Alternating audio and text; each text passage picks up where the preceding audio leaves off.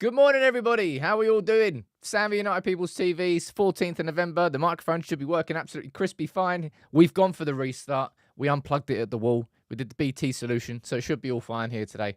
Sorry about that yesterday. I don't know why it was intermittent. It was really weird. Yeah, anyway, we're going to be speaking about Bruno Fernandes' opinion on Ruben Amorim, someone who's been watching Sporting's games, of course, having been a former Sporting player. Bruno's obsessed with football. We all know that. Going to run through his interview with United and just what he said about Amorim, his identity. And we're also going to speak through a roundup of United news. United being prepared to sue City if they are found guilty, which they absolutely should be. All right. We're going to run through the international players that are going to be in action maybe today and the next coming days. Roy Keane's comments on Garnacho on the overlap and the lack of celebration. I thought it was quite an interesting conversation. Well, certainly a reaction. Yeah, anyway, it's quite a few things. It's the international break, so there's always going to be dips and slowing down, but we're still waiting for Ruben Amorim to get his working visa, and once that's done, let's find out. Guy Redman saying, turn it off and on is the GOAT solution. 9 times out of 10, it probably works. But just basically, I can't turn it off and on whilst I'm live because it will kill the whole show. That's why I couldn't do it yesterday. Anyway, who's here from the mod and the member gang? Let's have a quick look. Good morning to you, Josh. How you doing, buddy? I saw you've done your ligaments in your foot. Getting injured sucks. Really does. Carl, good morning to you. You're there as well. We've got Ebifemi, Fizz, you're there. Pete, we've got Liam, Breen, we've got Ricky, Pyro, Craig, and Hydro. That rhymed. Matt Frost, how you doing, buddy? We've got David Carroll, Yusuf, we've got Andy Burgess, and we've got Steve Chuckwoody. Lots of you tuning in on Facebook, as always. Please fire any comments, fire any questions, and let's cover today's show.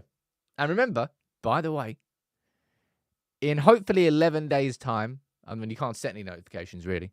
Maybe you can, I don't know. Going to be relaunching the podcast. What it will be a brand new daily podcast, Monday to Friday, and it will be a very condensed version of the live show. Because not everybody has the ability to tune in for an hour every morning and get involved, in my opinion, with the best community in the world in the live chat. So it's going to be a 10 to 15 minute show that goes out on Spotify, Apple, all your podcast platforms. And it's going to be released, I think, at 9 a.m. every morning. So an hour before the live show. And I think you'll enjoy it. And especially for those who can't join in this live show because they don't have the time. Right, looking forward to relaunching that. I've been wanting to figure out a way to get the podcast back up and running, and I think this is it. We'll figure it out, though. Right, let's move into the news, okay? Everyone, you can let me know what you think in the comments, as always. This is from the Times yesterday from Martin Ziegler saying that Manchester United, Arsenal, Liverpool, and Spurs... Spurs? How did Spurs sneak in there? I don't really know. Have lodged legal notices reserving the right to seek a payout if City are found guilty of serious breaches, right?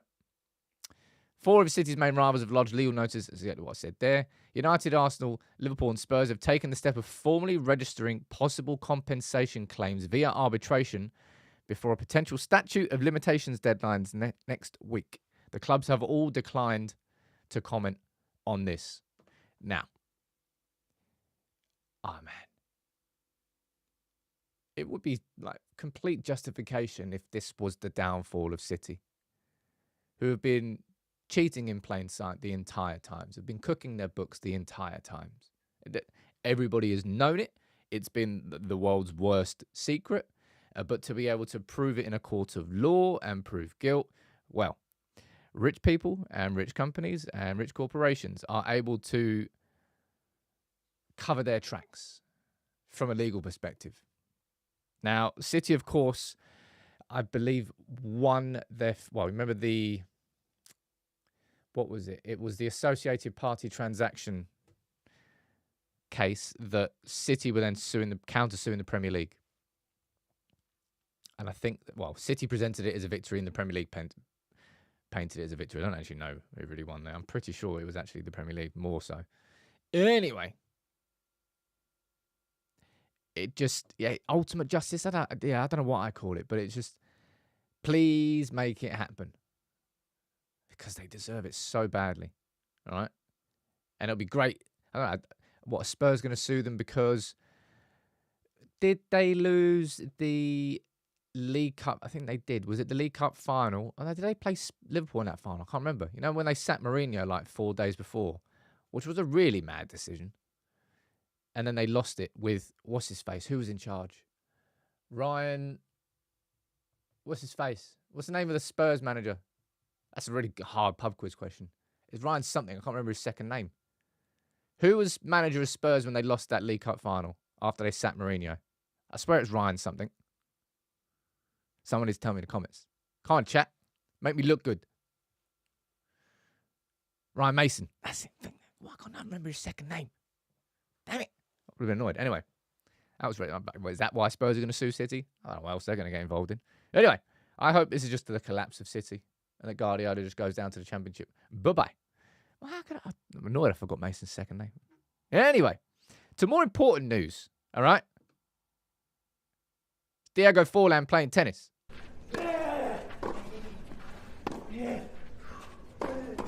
Jeez. Jeez. That was about the highlight of the game. Because Diego Forlan made his professional tennis debut yesterday. And they got steamrolled in the doubles. Lost 6-1, 6-2. Jeez. That's a good old-fashioned pumping, that is. But I used to play tennis all the time. My old boss. Big up, Stu. Although he's mad. I think at one point he came with like 300-400 quid's worth of just new tennis gear, new tennis shoes, matching Lacoste top and shorts, new racket. Was still average. But yeah, random little tennis segue. I just wanted to say that. Really, really random. I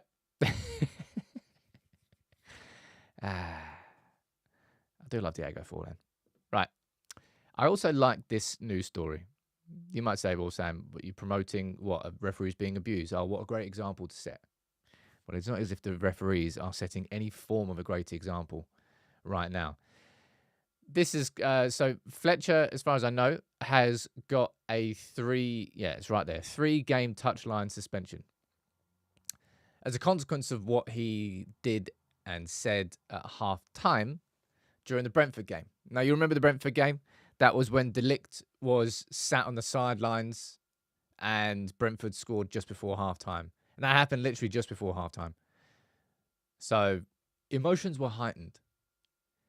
Truth be told, I actually think the referee made the right call, and I'm guessing that's why Darren Fletcher's got a 3-game touchline ban here. But I think the referee made the right call in De Ligt needing to go off. It was the fault of Manchester United's doctors to not strap his head up and just leave it so that he was bleeding for like 2 times. They could have done something, but they didn't do it at the time. Anyway, Fletcher was not happy. Fletcher went in. You can read that all yourself. You don't need me to read it out. Or maybe you do. The referee statement added, following the halftime whistle, we were approached by an extremely aggressive Darren Fletcher of Manchester United in the main tunnel area of the ground. Mr. Fletcher repeatedly called me a fucking joke and a disgrace, with him following us all the way through the main tunnel and towards the match officials' changing room. His manner was completely unacceptable, with his gesturing, language and behaviour being insulting and confrontational. Now, with referees, right, I'm sure you saw this. Was it Harold Webb doing that mic'd up show saying, yeah, I've got no idea why Michael Oliver decided that was a foul. And yeah, it just makes it. There is not one football fan and probably not many coaches or many managers that have any form of belief in Premier League referees. And it's probably why that David Coote stuff has come out at this time, because there's so much negative attention on referees because, well, they are notably just crap at what they do. On a week-by-week basis, there's more controversy. Can you imagine spending this much time talking about the referees back in the day? It's just it's part of the. It's almost like it's part of the spectacle. It's almost part of the conversation that the Premier League loves to create. Oh, there's more talking points, more discussion points.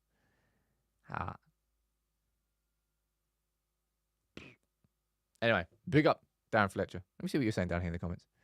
I'm a referee. Wow. I don't think the referee is going to get too much in terms of sympathy. The only thing what isn't the fault of referees is how VAR is used. The referee directly anyway on the pitch. The referee on the pitch now is not even, you may as well call him a linesman. He's an assistant referee. The real referee is the bloke behind the screen. Has there actually been a decision where a ref's gone to the screen yet and gone, nah, that's wrong. I was right. I don't think so. Jonathan saying one of Coote's mates has grassed him. Yeah, it's a proper grass situation. I mean, he's an absolute whopper for doing it in front of the cameras. If you're going to do that sort of stuff, you do that yourself. Not that I condone it. Rex, you're saying the evidence is building that our medical team is not fit for purpose. Multiple botched injury returns, delict issue. I hope Ineos review O'Driscoll. Oh, yeah, that's just the one person. So if you checked out the video yesterday, I spoke about Paulo Barrera, sports scientist coming in. I almost feel like that's definitely worth a bit of a mini documentary. Just really exploring what it might be a little bit boring though, I'll be honest. But injuries have been such a problem for us. It might be worth like digging into the numbers at Sporting Lisbon when it comes to... No, sorry. Damn it. I've done so well not calling it Sporting Lisbon. Oh well. Sporting. Looking into their injuries and how they've got better after Amorim arrived and how involved that is. But yeah, the medical team is a bit of just full of wallies. Sai, you're saying, given how the referees are against United, do you think Amorim's system can avoid these conflicts? Nah. Amorim's not a... The system is the system, man. There's going to be decisions going against us, but it's just constant things like this undermine referees. And everything now is scrutinized to the nth degree. We're getting to like 120 frames a second, or no, 600 frames a second super slow-mos, where you're looking for a whisper of contact, like penalty. Someone coughed over there, and the trajectory of the wind probably caused a penalty there. So I think I'll give that. I'll go and check VAR. Chris saying Sam referees make the decisions, not VAR. Completely. I mean, I know you're right on paper that the referee makes the decision, but they don't, because no referee has gone to the screen and disagreed. The referees are undermined by the system which is supposed to help them. And you think that slowing things down and looking at slow-mo makes it easier to make a decision? If anything, what we found out is that watching things on a replay in slow motion actually kind of makes it harder, because then you're looking for a problem. Garnacho and Roy saying the refs are either hilariously bad at their jobs, or these weird decisions have a more sinister explanation. I don't know which is worse. I don't know, man. I mean, United have had some horrendous decisions. If you think about two that always stick in my head, I've mentioned this one loads. When Drogba scored when he was like 4 yards offside and Chelsea ended up winning the league, or when United got knocked out of the... You talk about, big up James and the old Ripple Effect podcast, how one event caused so much more. Surely one of the biggest ones ever is Scholes being offside against Porto with that goal when he wasn't, like, anywhere near. Because then Mourinho wouldn't have won the treble. He wouldn't have had that first season. He wouldn't have beat United at Old Trafford. He wouldn't have won the Champions League. And who knows what would have happened after that. That's a ripple effect. But I'd rather we have those decisions to moan about than this just exhaustive week in, week out, just talking about the refs so much. It's not fixed the problem. It's changed the problem. It's just given another problem. Don't talk about that Nanny red card. What's his name? Begins with C. It's like that ref's name. Proper punchable face, him. Proper punchable face. Anyway, in terms of internationals tonight, there's plenty, but I don't think there's... What United players are involved in any of these? Someone let me know. Don't think there's any in Belgium or Italy or France Or Israel, I don't think there's anything there. Greece, we haven't got any in the England squad. Right, 1 second here. No Ireland, don't think. No Finland. No Kazakhstanis, maybe. Don't know. Slovenia, Norway, don't think there's anything there. I think we've got Martinez down in Argentina. Have I forgotten anybody? Don't know. DD saying, oh, we're really crying about the referees. I'm not crying about the referees. I'm just bored of the discourse that constantly exists. Just let us speak and moan about the football. And speak and celebrate the football. That's all that's all football fans want to do. Not about the soap opera around it. No, Luke Shaw's didn't get called up for the England squad.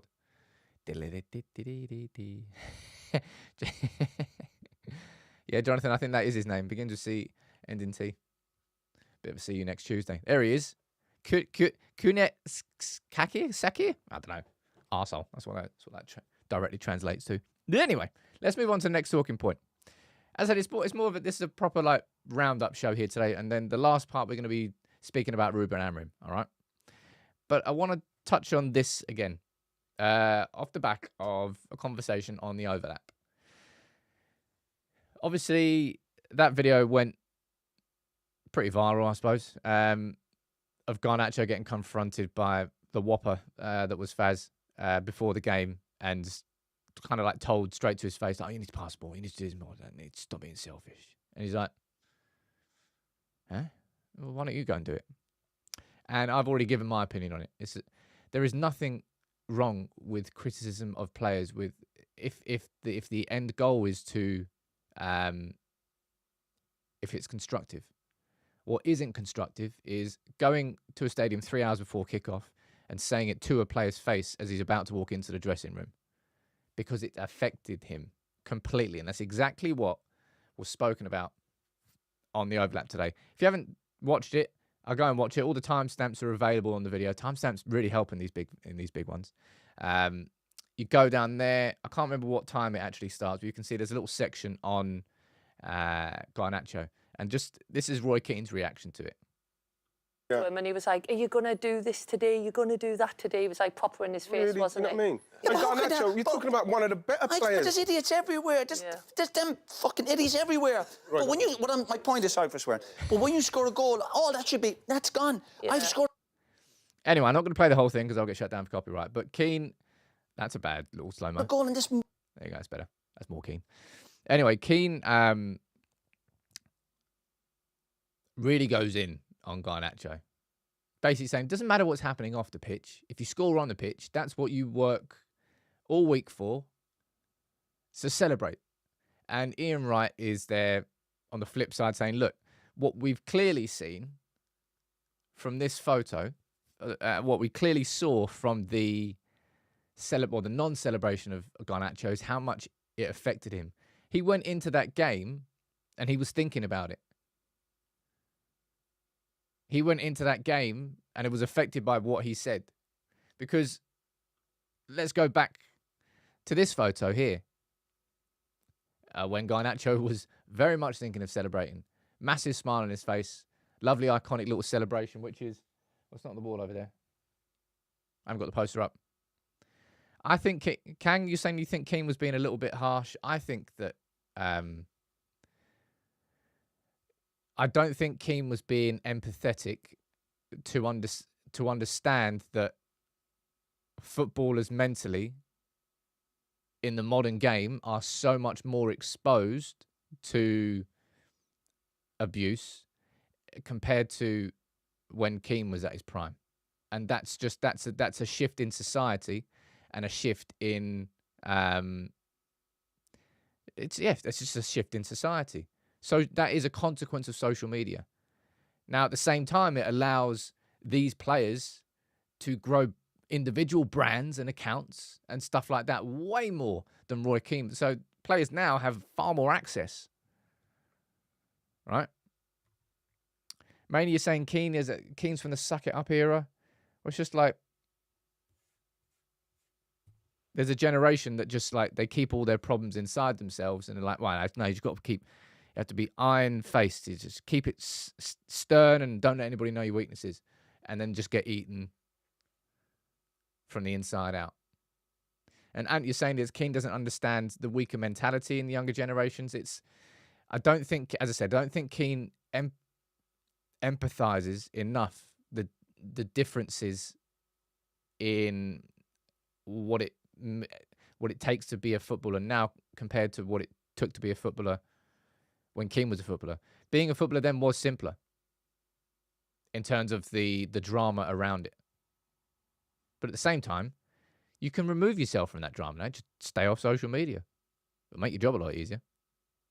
But yeah, let's not try and pretend that this set of players have a great mentality. I think they just overthink everything. I'm going to go read some more of your comments out down here. Right?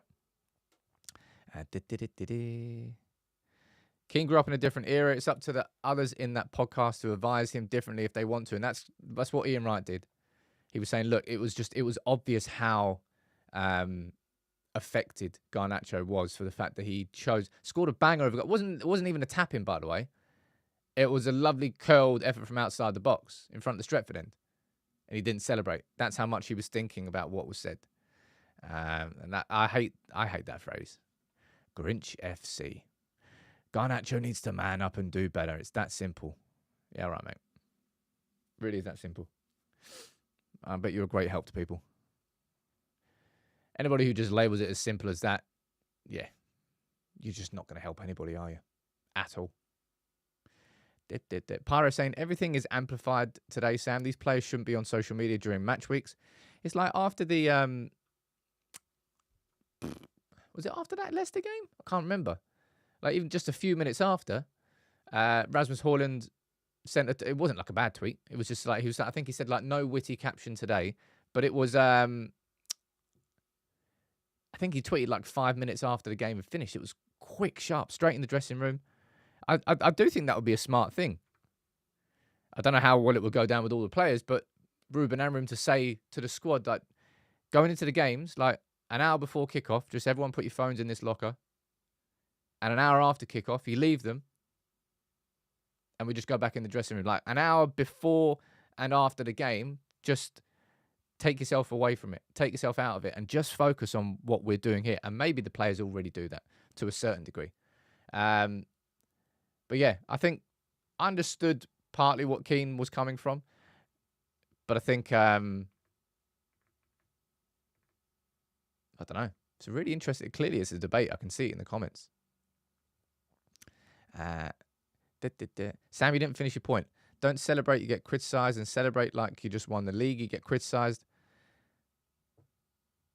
People love criticising, I suppose. And look, I criticise, man. I'm not saying that you can't or shouldn't criticise. I've already made it abundantly clear. I know that my criticism of Harry Maguire went far and beyond what I've done with other players, but largely, mostly, any criticism I do on this channel, I think A, is justified, and B, I try and do it from a point where I speak about the problems and I try and speak about, not solutions, but this is what kind of, I don't really know what to say. Right. I'm stepping away from the live chat. It's really hard to have a live conversation about this. Right, let's move on. Right. Mazraoui. It was Yoro's birthday yesterday. Happy birthday, Mazraoui, today. I just wanted to show you this. I think this is probably one of my favourite photos this season. I don't know why. I just really like it. It's from Leicester. It's just Mazraoui and Martinez both going in for a tackle at the exact same time. I just think it's a quality photo. Sometimes good snaps get taken. That's one of them. I like it. Did you know? I didn't know this. Right, one sec. I'm going back to this comment. Ross. Sam, honestly, did you actually listen to what was said to Garnacho? I don't get I don't get why people are having this meltdown. Ross, the issue is this, and I will tell you this and tell everybody else. It is weird as hell to go to the stadium 2 to 3 hours before kickoff, to stand there, to wait to meet a player, to then criticize him into his face. It's just weird. And if you can't see that, then, okay, you do you. But it's just weird AF. That's the main thing that I think is odd about this whole situation. The willingness to go there hours before kickoff just to do that, odd behavior. That's why I think it's weird. All right. Anyway, sick photo. Sick photo. Right. Let's move on to talk about the main man. Ruben Amorim. We are still waiting for, of course, the work permit to come through. Doesn't really matter. It's going to come through at some point. He's already been at Carrington. He's already met Ashworth Barado. He's already met the players. Nice little video came out. Oh, that's the wrong one. Right. Let's pull this up. Nice little video came out, of course. Let me close that. Of him meeting the players. We've already seen this. It's him meeting Mason Mount. We kind of looked through these photos yesterday, didn't we? I think is this little bit here? Ah, balls. Stupid United. That's such a dumb little feature on Twitter. When you click a video now, it takes you through to a website. It's almost like they make videos links. Anyway, he's met with the squad. He's met with the players. Now, anybody who saw my video yesterday, hope you enjoyed it. I covered, it's kind of like top level detail and information. But I covered the 6 people that Ruben Amorim's going to be bringing with him. That's Carlos Fernandes on the left. That's Emmanuel Ferro on the right. Carlos Fernandes and Adelio Candido are the 2 assistant managers who have been with Ruben Amorim since day one. They were with him at Casapia and they followed him the whole way through. Emmanuel Ferro was the man who was at Sporting when Ruben Amorim came in. So he's that sort of connection to the club. Anyway, they're the 3 assistants that came over. I also spoke about Paulo Barrera, the sports scientist. I also spoke about Jorge Vital a little bit. That's a goalkeeping coach. And I can't remember. I don't know. There's a bloke who's coming in as a match video analyst who's going to be looking at every game every week, taking it to Ruben saying, these are the mistakes. These are the things we did well. This is what we can learn, right? Mania is saying, how can you cover so much content in a short time frame? I'll be honest, we've built an awesome team behind the scenes here at United People's TV. I love what we do, and I tell you what, people, we've got another banger coming tonight, if I do say so myself. So this video is going to be released at 6 p.m. tonight. And that's going to be a new sort of staple of the channel. So yesterday's video, still a good video, if I do say so myself, but that was one of the standard lunchtime videos. Whereas the Ruben Amorim deep dive was something that was a lot bigger. And those videos, the mini documentaries and the deep dives, we're now going to be releasing at 6 p.m. So that's going to be a new slot that we bring in content-wise, because then people are coming home from work and it feels like a time when a video has got that much more work gone into it. I want it to feel slightly different. So publish at the same time every time. So 6 p.m. tonight is going to be a video on Ruben Amorim's tactics. Now, this one's going to be a little bit different because there's going to be some wicked animations in this video, far beyond any animations that we've done on this channel. All right. But here's a little teaser.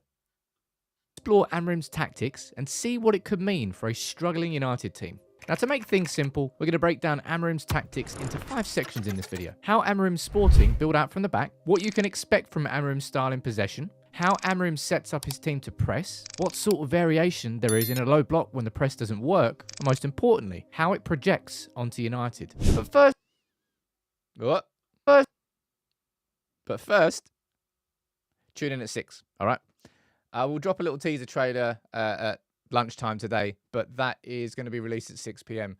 And as I said, it's going to use a lot of animations to because sometimes tactics are quite hard to understand. You can speak about it and you can move it up on screen, but if you use a sort of animations, it brings it more to life. So that should hopefully help you all understand more about what Ruben Amorim's system is and how that fits in at Manchester United. There's loads of people that have already done, I've already done it as well, how Man United could line up under Ruben Amorim. This one's more about his system and how that can hopefully change United's identity. Yeah, Ricky, I'm going to get a copyright claim from me. Shut myself down.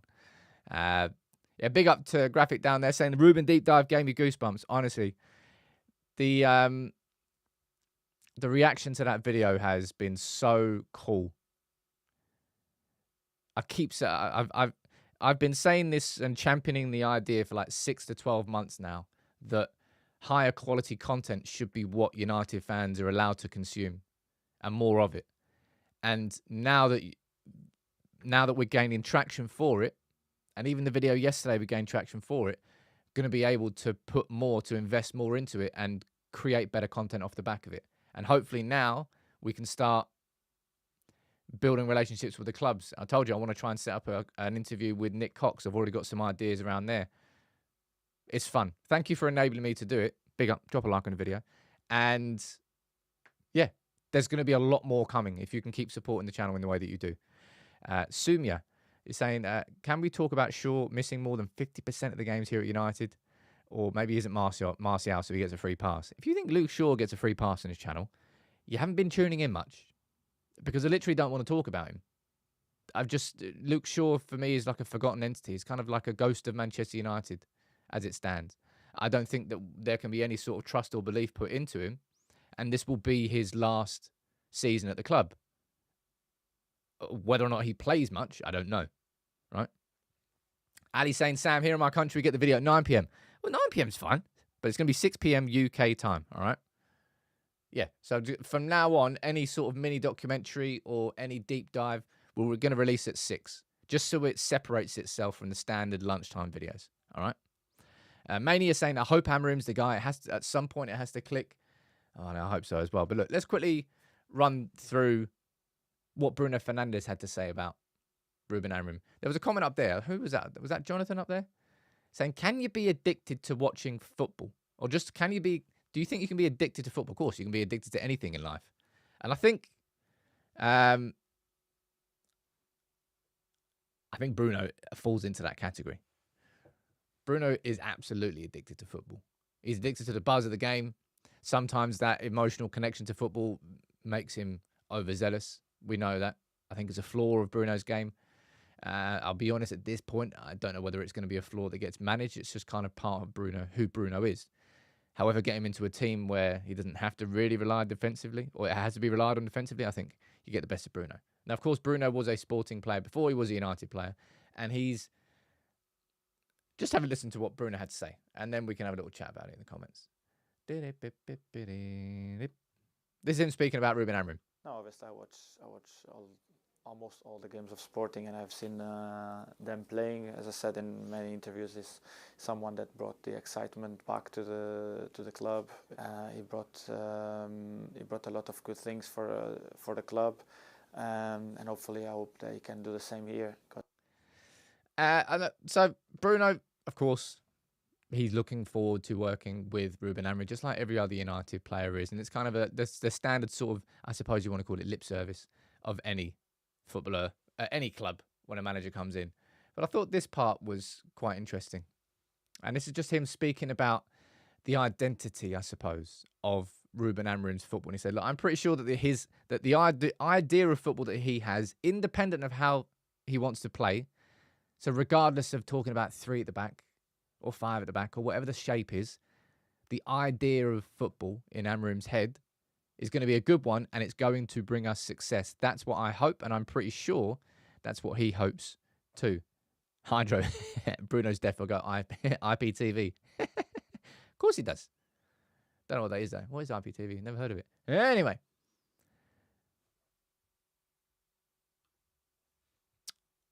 Bruno's watched... I would not be surprised if Bruno isn't lying there and he's watched every single one of Sporting's games. He clearly is a football nut.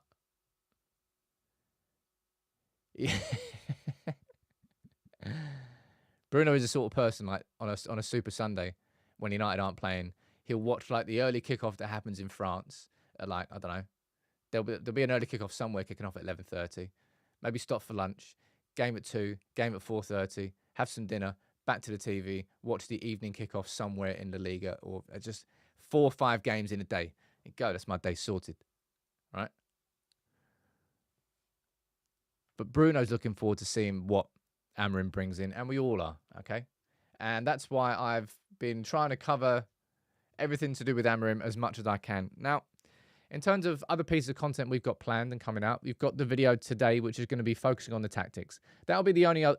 I did one video looking at what a starting 11 could look like under Ruben Amorim, and there's going to be one video on the tactics. Because I think... I'm just telling you how my mind's working. Can't speak for everybody. When Eric Ten Hag came in, I was really... most of my focus was on the system. I spoke about Ten Hag's philosophy, how he got his Ajax teams playing, the connections between players, the patterns. And a lot of my research and focus was around the tactical side of things. And I don't think I'm going to give that same energy to Ruben Amorim. Not in a negative way. But I'm going to focus more, and it's kind of interesting that Bruno Fernandes said this. He's talking about his ideas of football. And in that video, which I tried to show you there, when he met the players, he's like, we've got to make sure we're having a bit of fun. Which is all well and good when you're winning. But what I'm going to, I suppose, try and focus on is the things away from just the system itself. Because I don't think Erik Ten Hag was a bad coach. I don't think Jose Mourinho was a bad coach. Louis van Gaal wasn't a bad coach. Lots of these things, none of them were really bad coaches. But at Manchester United, that wasn't enough. And it's those intangibles, those things away from the football that we have to get right with Amorim. And again, I can only speak for myself here, right?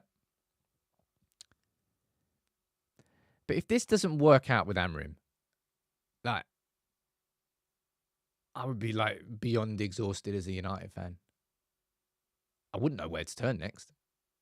Because everything we've had up until this point, there's always been, well, if this was, but if he was, but if we had that person, if that football structure was there, but if that player was gone, and it's always been kind of like pushing it on and not like looking for other things or anything else to blame, but just that hope that it could be different if these things were different. With Ruben Amorim, it feels like we have everything in place now, right? We've got the man that Ineos want, that's built towards a vision, a long-term vision of our football club. 3-year plan. We already know what it is now. 3-year plan, win the title by 2028. That is the aim. The aim of our football club and our owners are to win the Premier League again. That ambition hasn't existed until they came in. And Ryan, you're saying, like, what do we class as working out? And I've already said my measure of success this season is not the silverware that we have at the end of it. You know what I honestly think the measure of success for every United fan is this season? Either consciously or subconsciously. It's about truly being able to say, that's a Manchester United team now. Not that's a Manchester United team. He goes, well, that's Manchester United now. And to be able to honestly see an identity for week in, week out, for the same overall structure, for the same overall patterns to be existing. Now, it might lead to some defeats. And, with Erik Ten Hag at the very beginning, when we lost the first 2 games and we couldn't play out from the back with the ball, and we started playing more direct. So Erik Ten Hag adapted straight away. I'm not saying with Ruben Amorim, just like head down, be stubborn. If it's not working, then it's not working. But I don't think it's going to be like that. I don't think he's going to come in and just implement it fiercely and strictly at like level 100 straight away. It's going to be a slow implementation and a slow process to get towards that Sporting team that we saw beat City 4-1 or come from 2-0 down to beat Braga 4-2. That wasn't luck, either of those 2 games. That was off the back of 4 years of work. Work permit update, Joseph, is that there is no update at this moment in time. He's still waiting for it. But yeah, I honestly think that's basically what United fans want between now and the end of the season. To honestly be able to go into a pub, argue with mates about football and say, yeah, that's what you can see. That right there is a Ruben Amorim team. That right there is Manchester United's new identity. I think that's what we all want this season. And I think that's what the progress will be. You never know. That might lead to Europa League. That might lead to winning the League Cup or even winning the FA Cup. Maybe. But that's not going to be the measure of success. I think the measure of success is having confidence in this coaching staff to deliver and hold on to an actual identity and build something. So that when you look back on it, you say, remember that time when Ruben Amorim was in the same way that we talk about United 2006 to 2000 and probably 10, when we had that amazing 4-3-3 system and we had the players and the vision worked. That's what I think we all want. Well, I can't speak for everybody, but I think that's probably where I'm going to be laying my hopes for the rest of this season. Like, that's what I would consider a success. Like a genuine style of play. Like Jonathan, you're saying it down there. A style of play that we stick to. We might adapt and tweak, sure. But ultimately, seeing an identity being built. That's what I want. Right? Dennis saying it would be brilliant if he really watched us since the summer, was always Ineos's man and gets ruthless straight away. You know how I think it's a good comment there from Dennis. I think with Ruben Amorim, right? You know, this idea of like the ruthless clear out, and I've done that video. Bloody hell, I've done it for under Solskjaer, I think. I've done it under Ragnick. I've done it under Ten Hag. I'm not looking at it in the same way. Like Ruben Amorim, I've spoken to a fair amount of sporting fans. I've seen so many comments from sporting fans about who Ruben Amorim is and how he is as a coach. And all of them speak about how like he doesn't really have public fallouts with his players. There might be players that he disagrees with. So he's talking about being like ruthless and stuff like that. I don't think it'll be as aggressive as that. I think he'll tell somebody that you're not doing it properly and it'll be put to the sidelines, but it won't be like a public spat. So I think the ruthlessness will be somewhat more empathetic, and maybe that will work better, because Erik Ten Hag was quite... It just didn't work with Erik Ten Hag. And maybe it was communications. No idea. But I'm looking forward to it. And yeah, I hope you're looking forward to this as well. Let me give you a little cheeky sneak preview of what the animations look like, because this is cool, right? Have a little look at this. First, let's take a look at the player roles within Amorim's system. Amorim sets his teams up in a 3-4-2-1 formation. When it comes to individual player roles, the base of the team is made up of a ball-playing goalkeeper and 3 centre-backs, who are all expected to be more than comfortable on the ball, with the outside centre-backs expected to be much more progressive than the central centre-back. They get much better than that as well. But I'm really looking forward to sharing that video. That'll be going out at 6 p.m. tonight, following on from the coach video, following on from the deep dive. I'm happy with the content that we've been able to produce on Amorim, and I hope you've been enjoying it too. Amorim should demand for a new starting 11. I don't think it's anywhere near as extreme as that, if I'm being totally honest. Right. Last minute or so of the show. Fire in your questions or anything you don't think that I've spoken about enough. All right? And I'll try and answer. Let's see what else he's saying down here. Do you reckon he'll be in charge for the Ipswich game? Well, yes. Yes, he will be in charge for the Ipswich game. That's not really a question, is it? Who do you think will be the 2 up front? Well, it won't be 2 up front. It'll be 1 up front. It'll be 2 attacking midfielders behind. And there are so many options there. So many options. So right now, you can guess, but we're going to have to see what happens at the start of next week, really, when he settles in, the players, and maybe some news comes out. No real comment on Sekou Kone's injury. I don't think there will be. I don't think United will announce anything. I think he'll just be missing until he's not. Favourite Christmas movie, Janko? I think I'm probably going to go Muppet Christmas Carol. That's the one I've always got to watch every year. Or Home Alone. I've got to go Home Alone. Sorry, Muppet Christmas Carol. It's got to be Home Alone. Who am I kidding? Those two, though.